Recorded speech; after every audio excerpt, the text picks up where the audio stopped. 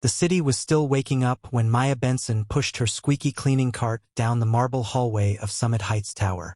The time on the wall clock blinked 6:42 a.m. Half the lights were still off. Half the world was still asleep. And Maya, tired, broke, but determined, was starting another day she wished she could skip. Her reflection in the glass wall looked older than her 32 years. The long nights, the cheap coffee, the constant worry, they'd all left their marks. She tightened her grip on the cart handle and whispered to herself, "Just one more day, Maya. Just get through one more day." Her rent was due in 4 days. Her daughter, Ella, was turning 12 soon, and the only money she had saved was $300. Barely enough for a cake, let alone a celebration. Her old 2004 Corolla sat outside the building with a broken tail light and a prayer for an engine. But she couldn't complain. As long as she could push that cart, she could survive. She stopped in front of a door marked with silver letters. Nathan Cole, Chief Executive Officer. To Maya, that name belonged to a man she'd seen only in magazines. Powerful, rich, untouchable. Men like him didn't look twice at people like her. She was invisible, and maybe that was safer. She unlocked the door quietly and stepped into the CEO's office. The air smelled like expensive cologne and polished wood.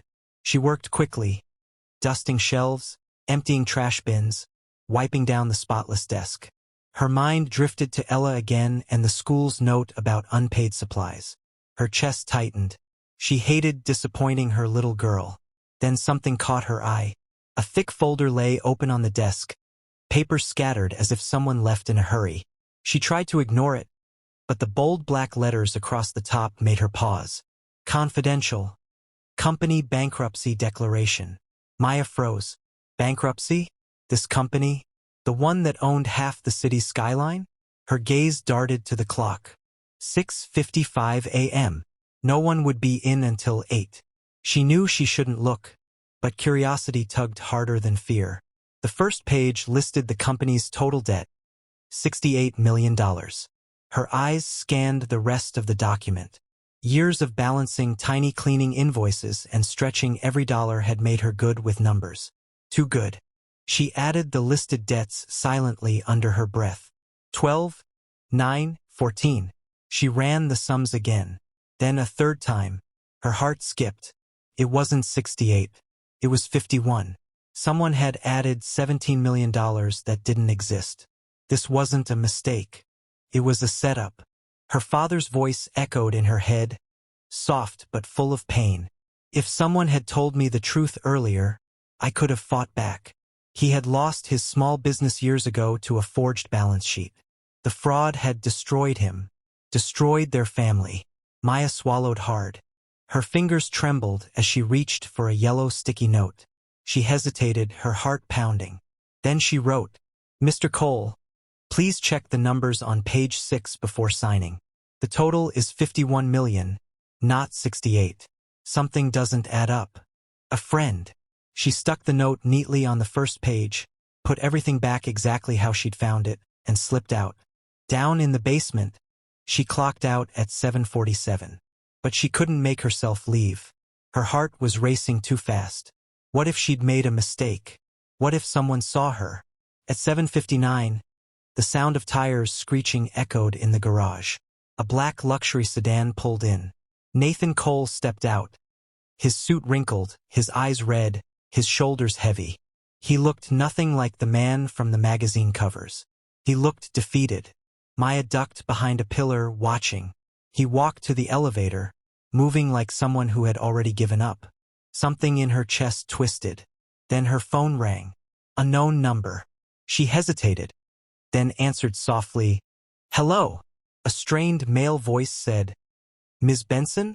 This is Nathan Cole. Are you still in the building?" Her breath caught. "Ah, yes, sir." "Don't leave," he said quickly. "Please. I need to speak with you right now."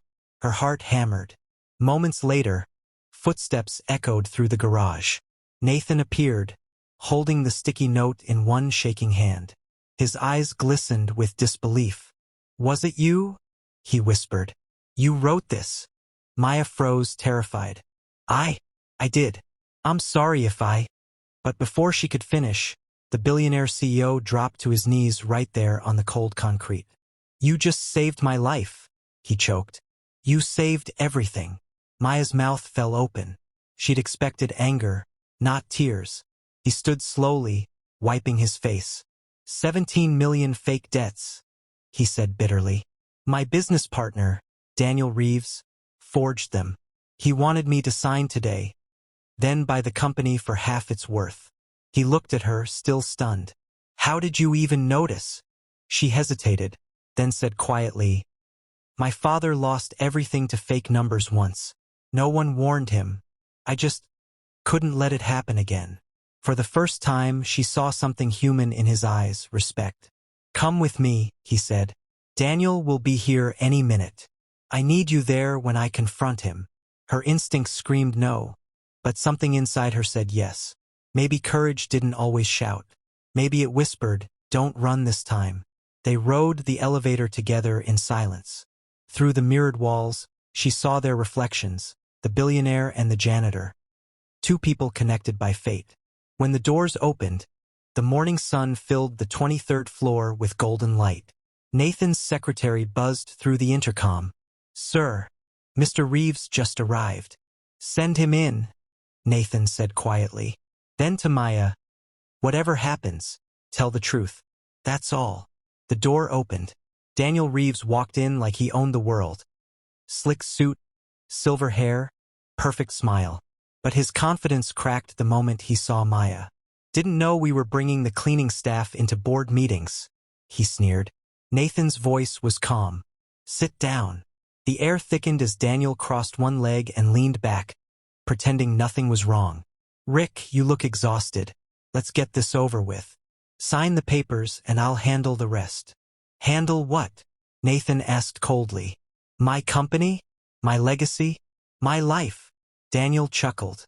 "Come on, we both know it's over. I'm just trying to save you from drowning." Nathan slid the folder toward him. "Funny, because this lifeline has 17 million imaginary dollars." Daniel blinked. "What?" Nathan held up the sticky note. "Someone noticed. Someone honest." Daniel smirked. "You're basing this on a janitor's note?" "She's not a janitor," Nathan snapped. "She's the reason you're not in handcuffs already." Maya's pulse roared in her ears. Nathan connected her phone to the screen, showing the photos she had taken. Each page, each figure, each false addition flashed on the monitor. 51 million, Nathan said firmly. "That's the real total. Care to explain the extra 17? Daniel's face went pale. "Clerical error." Nathan leaned forward. "A $17 million typo? Every forged document traces back to your account." Daniel's mask slipped. "You can't prove anything." "Oh, I can?" Nathan said, pulling out an envelope. "Julie from accounting found your emails. The fake creditors, the inflated invoices, the offshore payments. You were planning to steal everything." Daniel's voice shook. "You're making a mistake." "The only mistake I made," Nathan said, "was trusting you." Outside, security footsteps echoed closer. Nathan's tone hardened. "The FBI's waiting downstairs. You'll have plenty of time to explain yourself." Daniel stood, fury twisting his face. "You think this janitor changes who you are? You'll forget her in 6 months." "Get out," Nathan said. His voice was final. When the door slammed behind Daniel, silence filled the room. Nathan turned to Maya slowly. His expression softened. "He was right about one thing," he said quietly. "I didn't see you before today. You've worked here 3 years, and I never even knew your name." "That's okay, sir," Maya whispered. "People like me, we're not meant to be seen." "No," he said firmly. "People like you are the reason companies survive." He reached for a notepad, scribbled something, and handed it to her. "Starting Monday, report to the Internal Audit Department. I'll pay for your courses and training. I want your eyes on everything we do." She stared at him, speechless. "Sir, I don't understand. I'm a cleaner." "Not anymore," he said softly. "You're my new junior auditor. And this isn't charity. It's justice." Tears blurred her vision. Thank you. No, he said with a small smile. Thank you, Maya, for reminding me that integrity still exists. That night, she drove home in her old Corolla. The engine rattled louder than ever, but she didn't care. When she saw Ella waiting by the window, light spilling over her little face, everything inside her swelled with pride. For the first time in years, she didn't feel invisible. Mom, you're home late, Ella said, running to her. Did something happen?